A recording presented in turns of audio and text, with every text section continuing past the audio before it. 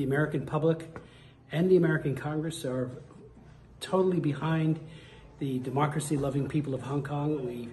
We stand with you in solidarity with you. We are appalled by what Xi Jinping and all the other dictators are doing to you. They have broken their word, and they've done it with impunity.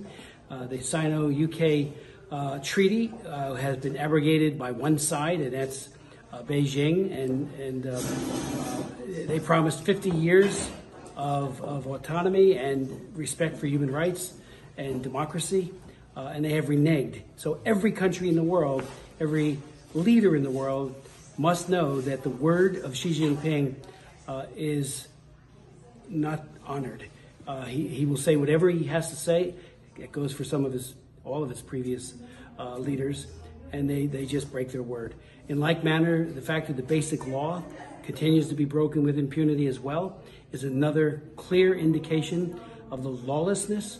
And now, in another part, not Hong Kong, but another part in Xinjiang, to know that there's a genocide that's occurring as I speak to you, with massive loss of life, the continuance of the forced abortion policy, which has destroyed tens of millions of babies and equally have destroyed and hurt their mothers. They have violated all 5 of the definitions of the Genocide Convention. The UN needs to speak out far more stronger than they have. But it's all part of a package deal coming from Xi Jinping. He is the reincarnation of Mao Zedong, who took the lives of maybe as many as 80 million people, and his nostalgia for Mao Zedong as he burst onto the scene as the head of government was the harbinger of what we're seeing now.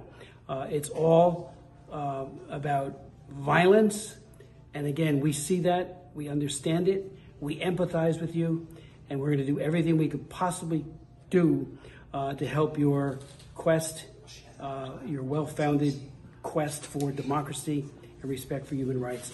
The people of Hong Kong deserve better than they've gotten from their government. You deserve, Hong Kong has always been a jewel, economically as well as when it comes to human rights, and sadly, that has all been usurped by Xi Jinping. I'm arguing that he needs to be isolated around the world. Every world leader, including here in the United States, needs to see that the way he treats you is the way he treats everyone else. And he does have designs, as we all know, not just in the region, but beyond that. He's a dictator. And again, there should be no Olympics, which I think, again, I just chaired a hearing where we heard from 6 expert witnesses, including Samuel Chu, who spoke eloquently about defending Hong Kong.